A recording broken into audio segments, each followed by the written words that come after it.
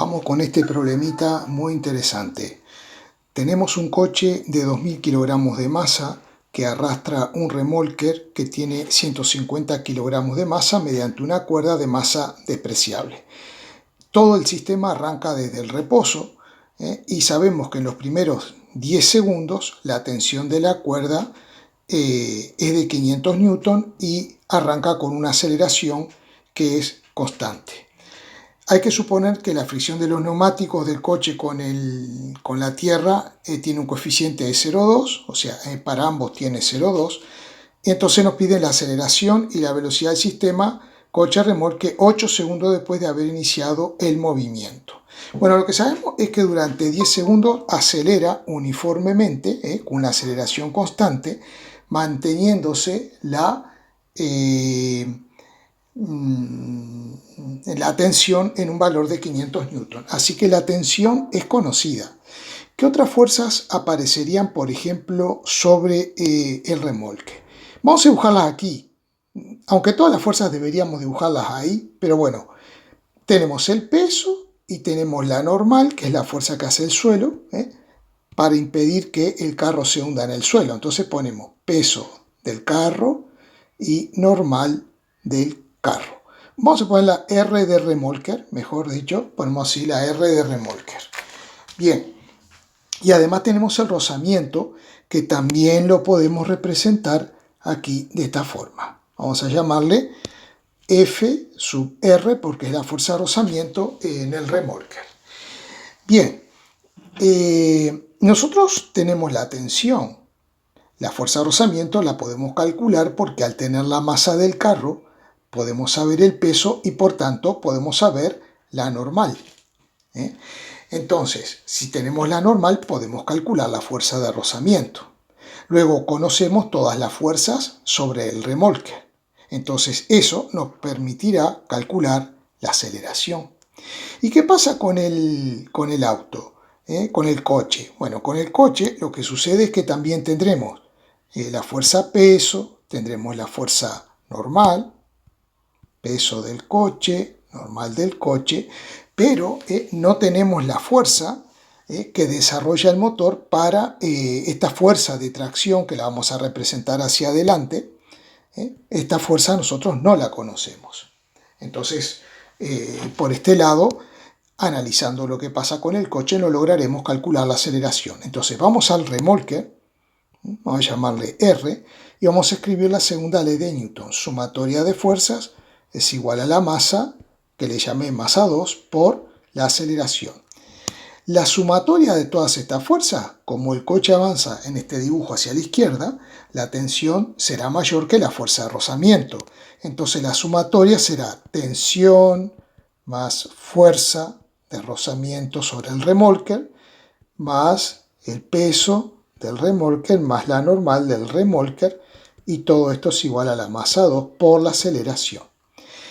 El peso y la normal lo podemos tachar porque sabemos que la suma de dos vectores que tienen igual módulo y sentido opuesto es 0, y nos queda simplemente la suma de la tensión más la fuerza de rozamiento.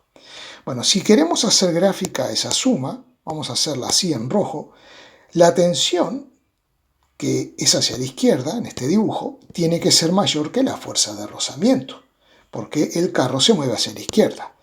A continuación de la tensión dibujamos la fuerza de rozamiento sobre el remolque, y lo que nos queda, uniendo el origen del primer vector con la punta de flecha del último que dibujamos, eso es la sumatoria de fuerzas, eso es T más la fuerza del remolque.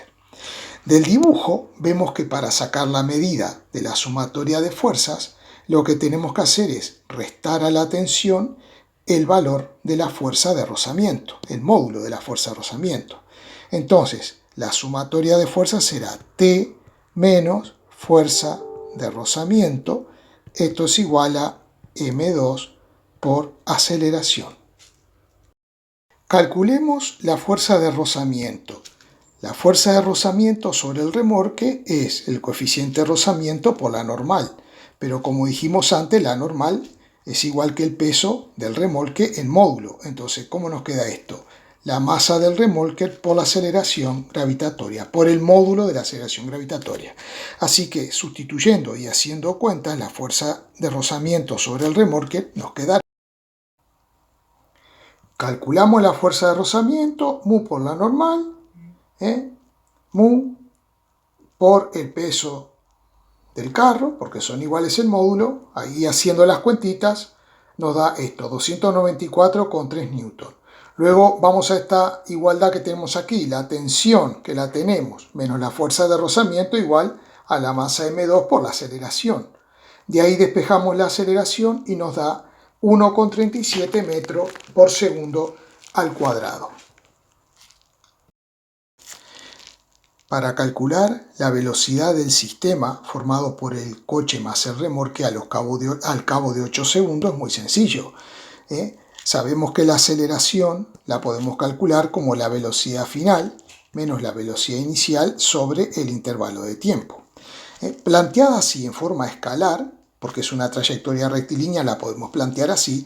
La velocidad inicial vale 0, el tiempo lo tenemos y la aceleración también. Por lo tanto, despejamos la velocidad final y nos queda aceleración por el intervalo de tiempo va a ser igual a la velocidad final. Entonces esto nos dará 1,37 metros por segundo al cuadrado por el tiempo que es de 8 segundos. Simplificamos segundo con el cuadrado y entonces vamos a obtener la aceleración que nos dará. La velocidad nos dará 11 metros por segundo.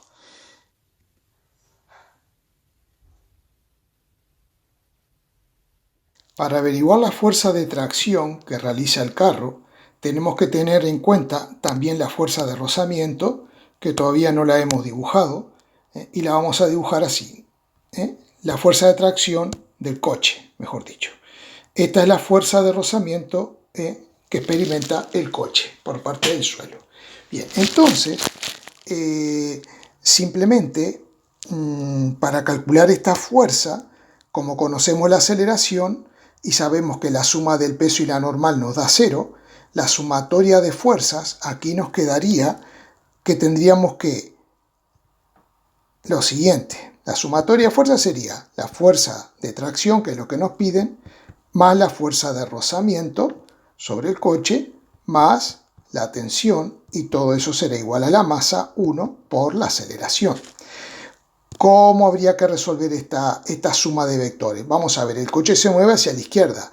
Quiere decir que esta fuerza F es mayor que el rozamiento y mayor que la tensión. Entonces, si lo fuéramos a hacer gráficamente, tendríamos que poner la fuerza F para tener una idea, ¿no? A continuación de F, la tensión.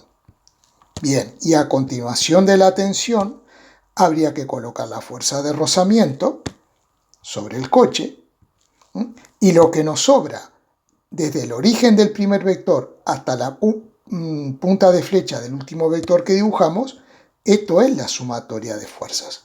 Así que entonces el módulo de la sumatoria de fuerzas, que es lo que nosotros necesitamos para poder trabajar, necesitamos resolver esta suma, el módulo que sería F menos la suma de T más la fuerza de rozamiento. Si a todo este vector le quitamos la suma de estos dos, ¿qué nos queda? Nos quedaría este.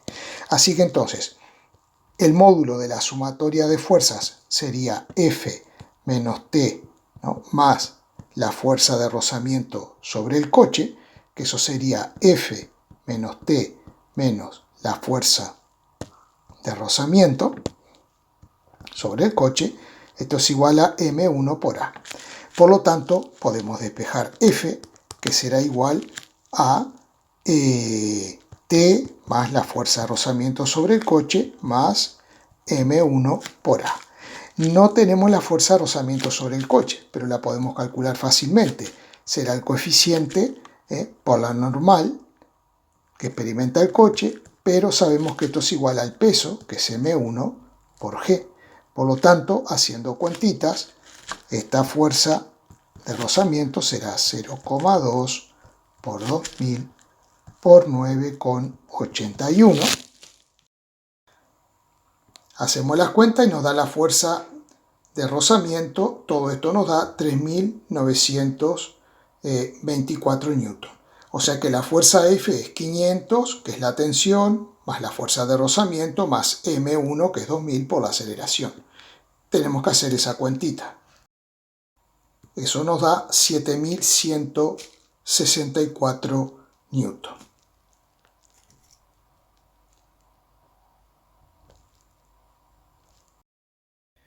Para calcular la potencia, tenemos que tener en cuenta que la potencia es el trabajo dividido el intervalo de tiempo.